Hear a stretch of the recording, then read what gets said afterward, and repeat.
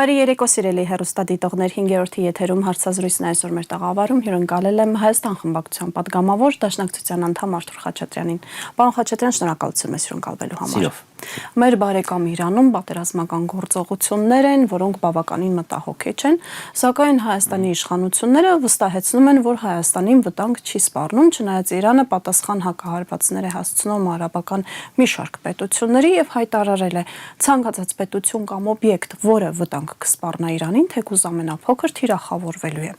Պարոն Խաչատրյան, ինչպես է գնահատում իշխող խմբակցության հանգստությունն այս հարցի շուրջ, հատկապես որ Իրանում պատերազմ էր սկսվել, Նիկոլ Փաշինյանը, ինչպես լրատվամիջոցներն են անվանել, ուրախ ավտոբուսով քարոզարշավ էր իրականացնում։ Նախ սկսենք դրանից, որ հակամարտությունը միայն Իրանում չի այլևս։ Տարածաշրջանում նախ սկսեց Աֆղանստան, Պակիստան բախումով, կարճաժամկետ, եւ հետո մենք տեսանք Իրանի հրթիռակոծումը, Իրանի ռմբակոծումը, Իրանն էլ, ինչպես խոսք էր տվել, հակամարտությունը տեղափոխեց Միացյալ Նահանգների եւ Իսրայելի դաշնակից երկրների տարածք, այսինքն այսօր մենք տեսնում ենք, որ հրթիռակոծվում է Իրանը հրթիռակոծում է ծոցի, Պարսից ծոցի երկրները, Հզբալան միացավ, հրթիռակոծում է Լիբանանը, Եմենը, Հութիները եւ այլն։ Այսինքն տարածաշրջանը եռում է եւ դա չի կարող չանհանգստացնել տարածաշրջանի մյուս երկրներին։ Քավլիցի որևէ մեկը չի կարող ասել, որ Իրանը կահարված է Հայաստանին կամ պատահական ինչ որ մի բան, հիմա այնքան տեխնոլոգիաները ճիշտ են, որ չեմ կարծում, որ հրթիռը պատահաբար կընկնի Հայաստանի վրա։ Սակայն պղտոր ջրում ձուկ որսացողը Հայաստանից արևելք է գտնվում, Հայաստանից հարավ չի, Հայաստանից արևելք եւ Հայաստանից արևմուտք։ Բոլորովին չեմ բացառում, որ օգտվելով այս անորոշությունից Ադրբեջանը հերթական ներխուժումը կատարի Հայաստան։ Ներխուժում։ Դե ինչպես մենք տեսանք 21 թվականից ի վեր։ Շատ հետաքրքիր է այսօր առավոտյան Չինաստանի ժողովրդ ազատագրական բանակը 5 դասեր հրապարակել, թե ինչ դասեր են քաղել իրենք այս հակամարտությունից։ Առաջինն ասում է ամենամեծ թշնամին ներքին թշնամին է, երկրորդն ասում է ամենաթանկարժեք սխալը, որ կարող եք անեք, դա խաղաղությանը կույր հավատալն է, որ դու հավատում ես, որ վերջ այլևս խաղաղությունն է, որովհետև եթե նայում ես ժամանակագրությունը, նույն այս վերջի պատերազմի, ընթացող պատերազմի, չէ՞, բանակցությունների ընթացքում հարված է եղավ։ Միացյալ Նահանգները եւ Իրանը բանակցում էին։ Ինչ աննախադեպ է, այո, միջազգային։ Չէ, միջազգային պրակտիկայում ցավոք սրտի դա աննախադեպ չէ։ Դա ավելի շուտ ուխտադրուժ կեցվածք էր։ Ցավոք սրտի ուխտադրժությունը միջազգային հարաբերություններում ավելի շատ նորմա է, քան թե բացառությունը։ Եվ այս պայմաններում Հայաստանի իշխանությունները պետք է պատրաստ լինեն արևմուտքից եւ հատկապես արևելքից ցանկացած տհաճ անակնկալի։ Իսկ պատրաստ են, թե երաշխիք ունեն, որ այդ տհաճ անակնկալները չեն լինի, դրանով է պայմանավորված իրենց վստահ հայտարարությունները այդ մասով։ Որևէ մեկը զանգել է եւ անձամբ սլահորը սարև ձեզ բան չի լինի, չի կարող դա լինի, ինչ նշանակում երաշխիքներ ունի։ Դե շատ վստահ են հայտարարում, որ Հայաստանին սպառնալիք չկա, ոչինչ չի սպառնում։ Դուք էլ հայտարարեք։ Հայտարարել ինչ, լեզվի տակ ոսկոր չկա, ինչ կուզենք ասեն։ Հիմա ինչ ասես ասում են, երեք էլ խորհրդանում ինչ ասես ասում են։ Այսօր էլ ինչ ասես հիմա ասում են։ Ոնց որ վստահ են են այդ ուղղակի դիմակի։ Պարոն Խաչատրյան, մի հետաքրքիր դրվագի վրա եմ ուզում ուշադրություն դարձնել։ Իրանը հարվածներ հասցրեց նաև Դուբային։ Դուբայը երևի թե աշխարհում ամենամեծ ներդրումներ ունեցող կամ ստացած քաղաքն է, այո, եւ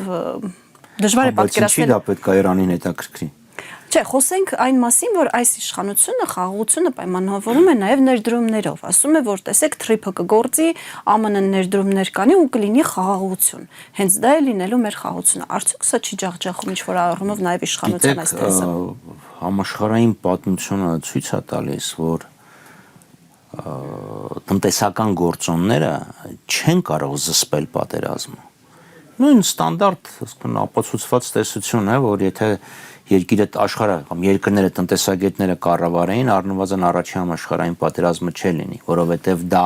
տնտեսապես ձեռնտու չէր որևէ երկրին։ Տնտեսական գործոնը ոչ թե զսպում է պատերազմ, այլ ընդհակառակը, պատերազմ հրահրում է։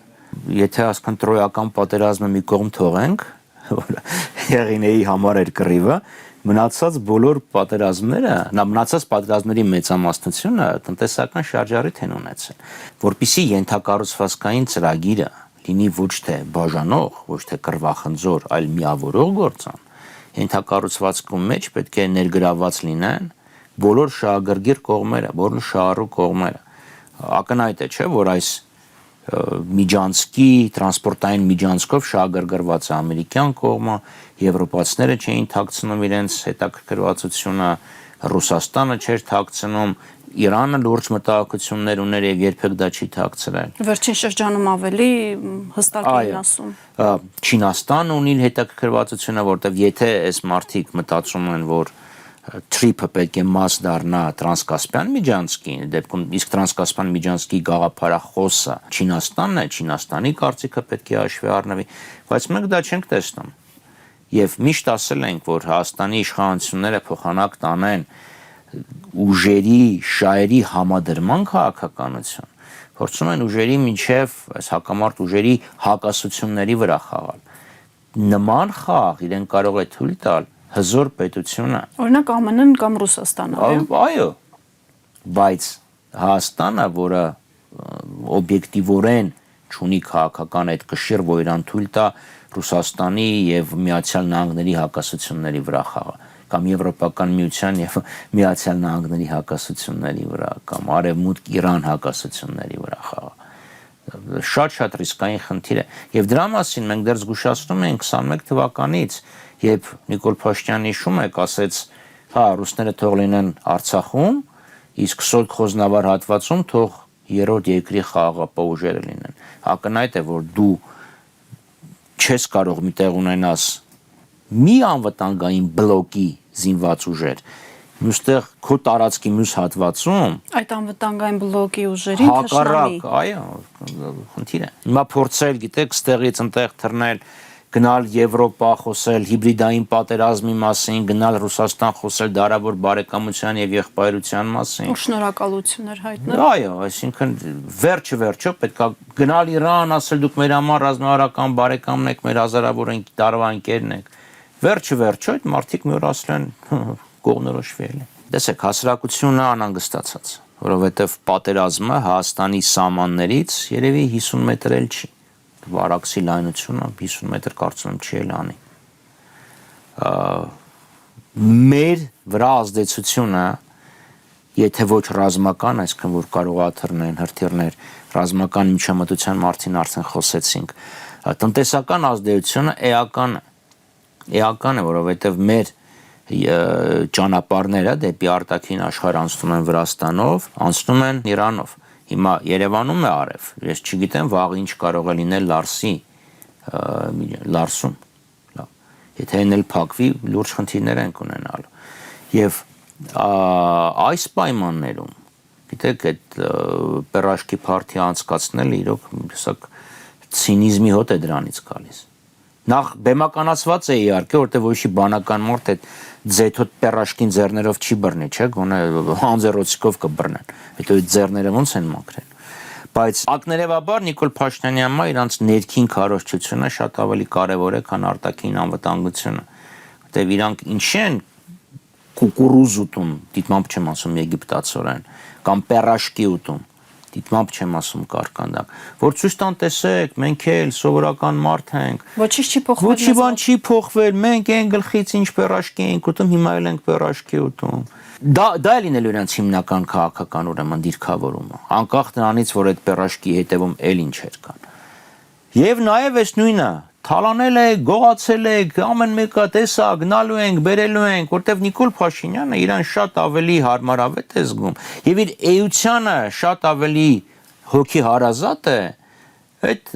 ընդդիմադիր գորգորացողը։ Այսինքն այդպես էլ ինքը չհարմարվեց իշխանության ինքը իր էությամբ դեստրուկտիվ մարդ է, ասկան կա կոնստրուկտիվ ընդդիմություն եւ դեստրուկտիվ ընդդիմություն։ Ինքը իր էությամբ դեստրուկտիվ մարդ է։ Եվ էլի նույնն է, տեսեք, հեսա կսկսի Քարոզարշավը, դա է լինելու։ Մենք սովորական մարդիկ ենք, էլի գնալու է Քարոզարշավի այս փորի վրա չկոչկվող վերնաշապիկով, էլի պերաշկի ու պոնչիկ են ուտելու եւ թալանել ենք, բերելու ենք, սաղ բերթեմ նստացնելու, բերելու եմ, կոպեկ, քյաբաբ, լումար, կուկուրուզի հատիկ, որովհետեւ ինքը այլ առաջարկելու բան չունի։ Իր բոլոր խոստումները ձախողվել են։ Բայց աշխատում են։ Թե սա էլ է արդեն հնացել հանրության մոտ այլևս այդ օրակարգը չի ստեղծում։ Դե իրանք ժանրի կրիզիս է։ Ժանրի ճգնաժամ է։ Միոն պետք է առաջարկեն, չէ՞։ Շուշի ադրուտի դեօկուպացիա չկա, հայկահաց ցեղասպանության խնդիրը օրակարգից հանելն են, ադրբեջանցիները Հայաստանի տարածքում են, ադրբեջանցիները Հայաստանին շարունակում են հավելյալ պանջներ ներկայացնել եւ լկտիաբար միջամտել մեր ներքին գործերին, բարձրարժեք տնտեսություն չկա, նորարարական տնտեսություն չկա, գյուղատնտեսությունը ազատ անկման մեջ է, արտաքին կապերի, տնտեսական կապերի դիվերսիֆիկացիան կատարելապես ձախողվել, ասում են խաղաղություն, բայց գիտեք, ես միշտ ասում եմ, 100-ամյա պատերազմը Անգլիայի եւ Ֆրանսիայի միջեւ, որը 116 տարի հետեւ հո անգլիացիները եւ ֆրանսիացիները ամեն առավոտյան չէին վերկենում գնում սկսում էին կռվել հետո գալիս էին տուն։ Պատերազմը պատճառից մինչև հանգուցալուծում տևել է 116 տարի։ Բայց չի նշանակում, որ 116 տարի ամեն օր այդ մարդիկ կռվել են։ Ամեն օր սպանել են իրար։ Ոչ։ Բախումների ընթացքում եղել են նաև հանդարտ բանակցություններ նաև։ Բանակցություններ, լավ պաուզաներ են եղել։ Հիմա մենք այդ պաուզայի շրջանում ենք գտնվում։ Այդ պաուզայի շրջանում են գտնում, որ ասում են ընդդիմությունը դեմ է խաղաղությանը։ Ասեք ցինիզմը ինչ աստիճանի ասել, որ ասում ենք, լսեք, զորքերը բարձր պատասխանատվության մակարդակի բերեք, որտեվ չգիտես Ադրբեջանես առիթից օգտվելով ինչ կարող են ասում, դուք պատերազմ եք ուզում, հազիվ մի կռվի որտեղ չենք մասնակցում։ Կարծես Հայաստանը երբևիցե պատերազմ է սկսել։ Ինչևէ, հիմա մենք գտնվում ենք այս պատերազմական իրավիճակի համեմատաբար հանդարտ վիճակում, բայց դա չի նշանակում, որ ունենք խաղաղություն։ Խաղաղությունը կլինի, եթե հանգուցալուծվի այս ամեն ինչ, այսինքն մենք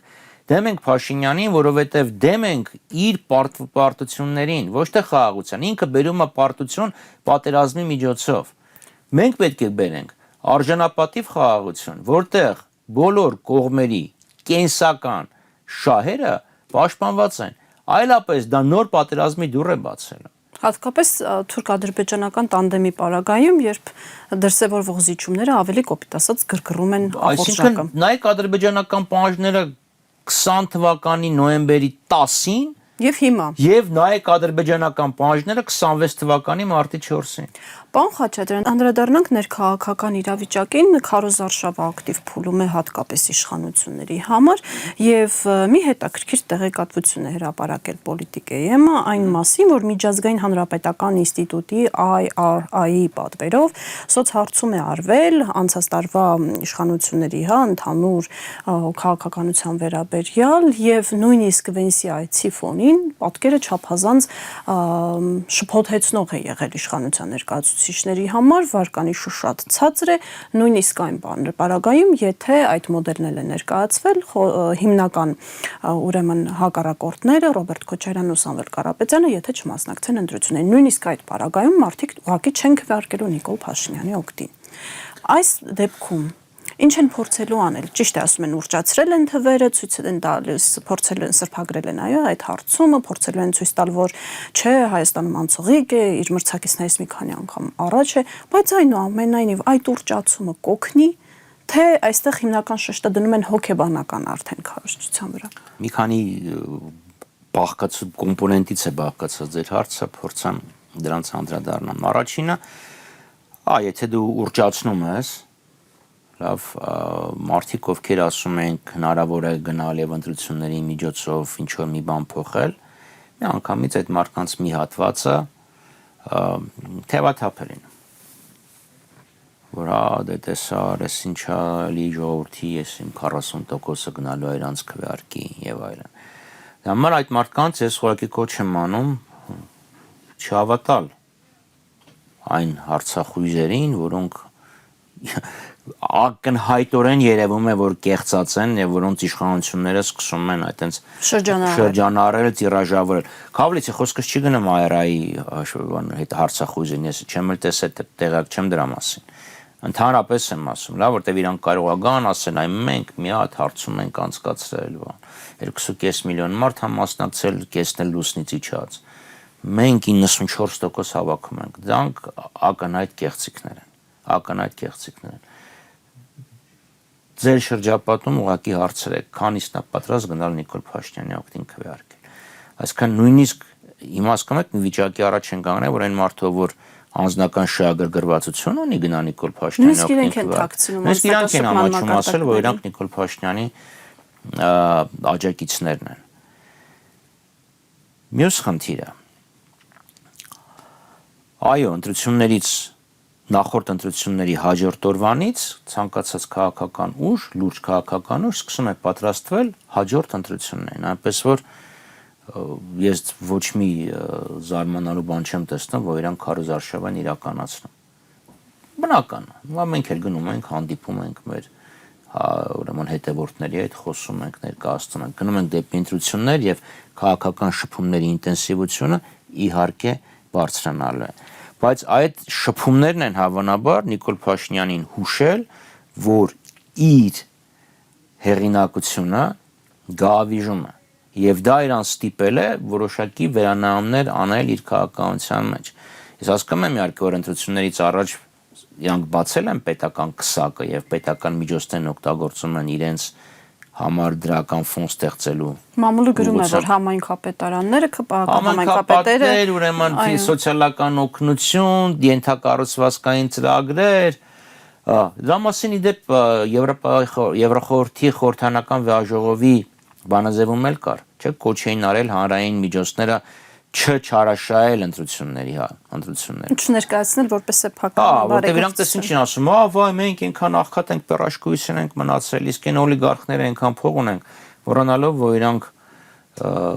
պետական բուրդը սեփական բուրդից չեն տարբերում եւ պետական միջոցներն ուղղում են հանրության շրջանակում ավելի բարեաճ վերաբերմունքին արժանանալու համար։ Շատ մեղմ ձևավոր կերպված։ Բայց որոշ արտահայտություններ, որ այդ 10,000 դրամ տանկել ինչ են անելու, ինչ պետք է անի, չգիտեմ, աղքատես վազնարի, ինձնից ինչ ես ուզում, այդ իմ պրոբլեմը չի, դանկեապես նվազեցրել են Նիկոլ Փաշինյանի վարկանիշը եւ այս օրինակ կենսաթոշակային սպասվող բարձրացումը դրա ուղղակի արձագանք է, չնայած որ թե ինքը, թե իր կառավարության եւ Ազգային ժողովի տնտեսական պատասխանատուներն ասում են, որ չէ, իմաստ չունի, նույն Նիկոլ Փաշինյանը 10,000 դրամը ինչ է անելու, չգիտեմ, ինֆլյացիա է առաջացնելու, պետական դեֆիցիտն է մեծացնելու, չգիտեմ, նույնիսկ եթե որևէ բարձրաստիճան պաշտական պաշտոնյային արխիվավճար չտան, տան այդ թոշակառուներին մարդը, չգիտեմ, 500 դրամ կավելանա, տեսել է դա ինքը ինչ վիճակի առաջ է կանգնած եւ հիմա ստիպված լպստում է, սրբագրում է իր խոսքերը։ Դա եւս մի շատ ուղիղ ցուցիչ է, որ իր վարկանիշը ազատ անկման մեջ է։ Իսկ Ալեն Սիմոնյանը նույն այդ սոցհարցման տվյալների մասին տեղյակ է, երբ հայտարարում է, որ Հայաստան խմբակցությունը անցողիկ շեմը չի կարողանալու հաղթահարել ընտրությունների ժամանակ։ Հավատացնում եմ ձեզ, ես Ալեն Սիմոնյանի հետ մտերմիկ զրույցներ չեմ ունենում եւ իր լրագրողների հետ ճեպազրույցի ժամանակ է հայտարարել։ Չէ, դուք ասում եք իսկ ինքը տեղյակ է, ես ասում եմ, ես իր հետ մտերմիկ զրույցներ չեմ ունենում եւ չեմ հարցնում ինքը ինչից է տեղյակ, ինչից է անտեղյակ։ Պարոն Խաչատրյան, այնուամենայնիվ իմի բերելով այո ԿՊ-ի այս քարոզարշավը Աննա Հակոբյանի կողմից կառավարական առանձնատունը լքելը, թոշակների մասին հայտնի հայտարարությունները կամ իրարամերժ հայտարարություններն անելն ու հետո փորձել դրանք սրբագրել է, ինչպես նշեցիք, որոշ առումով փոխում է իրավիճակը, թե արդեն համբերության բաժակը հանրության մոտ այնքան է լցված, որ որքան էլ փորձեն սրբագրել, որքան էլ համայնքապետերի միջոցով փորձեն որոշակի բարեհաճություն շահել, ու ինչպես մամուլներ գրում երիտասարդներին խնդրել ակտիվություն դրսևորել ընտրական շրջանում, որպեսզի հետո 5 տարի խփել, ասկնուդարնիկ խփել եւ դիսկոներ կազմակերպել, թմբուկ վրացիներին զարմացրեց։ Կոմպլեքսի դրսևորում է Կարեն Կարապետյանի ուրեմն փառքը իրան հանգիստ չի տալիս։ Տեսեք,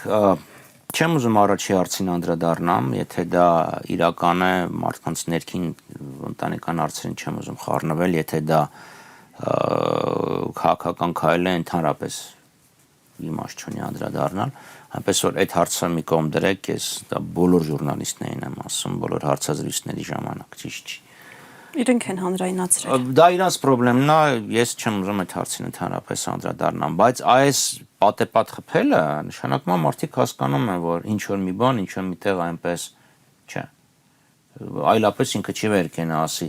10,000 դրամ տամ, որ ինչ անես, ավելի լավ այդ փողը մենք ուղենք, թոշակառուները տասնյակ հազարներով գնում են, վիրահատվում են եւ այլն։ Մի բան մոռանալով, որ չես կարող էլ 2 ամիս անցել ընդամենը տարին ինչ սկսելա, ինչ տասնյակ հազար դուսկի այդքան խիրուրգ չունես այս երկրում։ Այսինքն Եվրամիության աջակցությունը, թուրք-ադրբեջանական տանդեմի աջակցությունը, Թուրքիայից հայտարարությունների տեսքով։ Դե իրանք տեսեք, դա մյուս խնդիրն է, ներքին լեգիտիմության բացակայությունը եւ ներսում աջակցության էական նվազումը իրենց ստիպում է փորձել լեգիտիմություն փնտրել դրսում։ Բայց դա էլ փաստորեն չի օգնում, եթե այդքան խոճապ են մատնված, ինչպես դուք եք նշում։ Փաստորեն, բայց ամեն դեպքում, եթե խոսքը գնում է հիբրիդային պատերազմներին եւ միջամտություններին, որևէ երկիր, որևէ օրակարգով իրավունք չունի միջամտել Հայաստանի ներքին գործերին։ Թե ուղղակի, թե անբացայտ, որը կարող է դիտվել որպես միջամտություն։ Անդրադառնանք ընդդիմադիր դաշտին, այն գործընթացները, որ հիմա տեղի են ունենում, ինչի մասին են խոսում պարոն Խաչատրյան եւ որքանով են դրանք հուսադրող։ Ես կարծում եմ, որ ընդդիմությունը դասերը կամ հույս ունեմ, որ ընդդիմությունը արտախորհրդանականի մասին է խոսքը։ Դասեր է քաղել 21 թվականի ընտրություններից, երբ մասնակցեցին 25 կամ 26 կուսակցություն եւ դաշինք, որոնցից առնվազն 20-ը դիրքավորվում էր որպես ընդդիմադիր, եւ ձայները փոշիացվեցին ու Նիկոլ Փաշինյան, ով ժողովրդական քվեարկության արդյունքներում ստացել էր 53 ու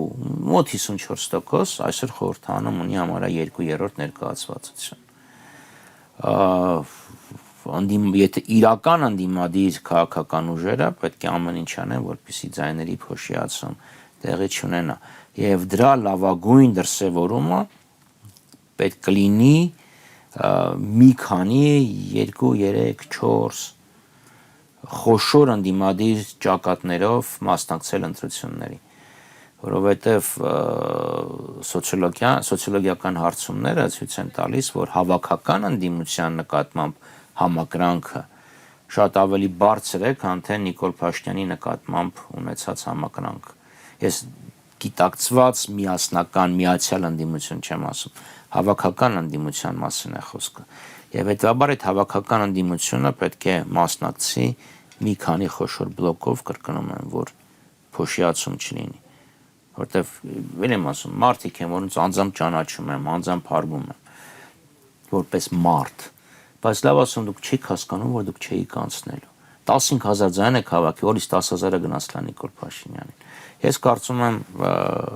քաղաքական ուժերի մոտ դա այդ գիտակցությունը